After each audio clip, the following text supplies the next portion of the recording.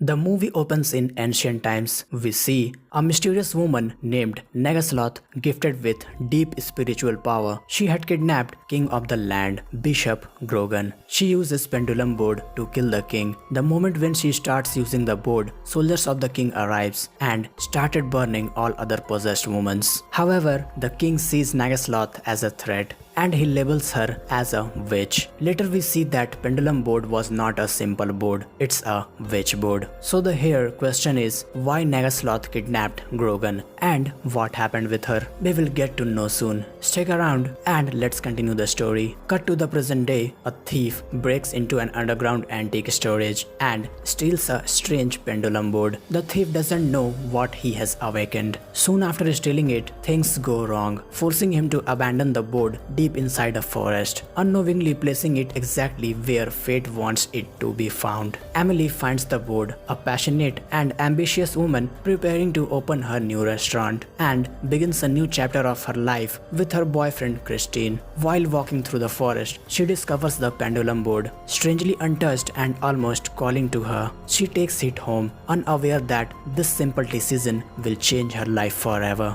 Emily and Christine host a house party. During the party, Emily casually asks Christine's ex-girlfriend, Brooke, about the pendulum board. Her reactions are strange. She warns her that such boards are dangerous and spiritually unstable. Christine's friend, Richie, also warns Christine about the board, but Christine was unaware of what he kept in the house. Emily tried to use the board with cross-chain pendulum, but it doesn't work. Next day, she finds another pendulum which was kept inside the board and has fingers to point on board. She decides to use the pendulum board again. She asks board about her lost ring. Surprisingly, it works. The pendulum moves and leads her directly to the ring. This moment convinces Emily that the board is harmless, even helpful. Then we see board also gave a signal about hand. Meanwhile, we see Christine and Richie were working in restaurant's kitchen. Suddenly, a horrifying accident occurs. Richie slipped and one of Richie's hands is cut off by a machine and he dies. Richie's injury was the first warning that the board is not a toy.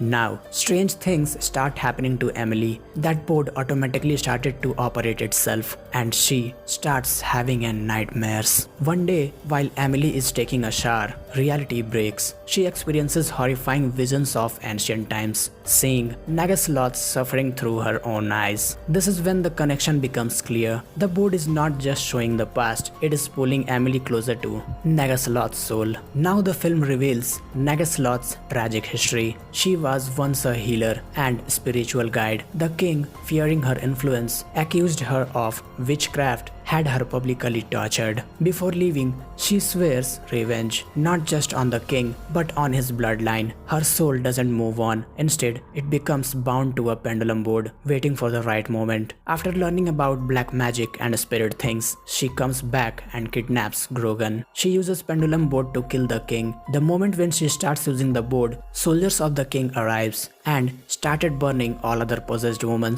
Again, Nagasloth is captured and present in jail. Grogan asks Nagasloth about pendulum board. Then Nagasloth shows her hand. Then we get to know about truth. Why cross-chain pendulum was not working. It was not a random pendulum. It was made by Nagasloth using his finger as pendulum. That witchboard represents Nagasloth and her revenge. So finally Grogan decides to burn her alive in front of crowd. Now in present, worried Christian reconnects with his ex-girlfriend who has knowledge of ancient rituals. She takes him to meet her friend Alexander, a mysterious man deeply connected to occult history. Then the shocking truth is revealed. Alexander is a direct descendant of the king who killed Nagasloth. Alexander visits Emily and performs a ritual pretending to help her, but instead of saving Emily, the ritual swaps spirits. Now Nagasloth controls Emily's body and Emily's soul is trapped in ancient times. Now the curse is complete. In Emily's body, Nagasloth returns to her ultimate revenge. She goes into the forest, collects poisonous mushrooms and uses them in the restaurant's dishes. Customers begin to laugh like crazy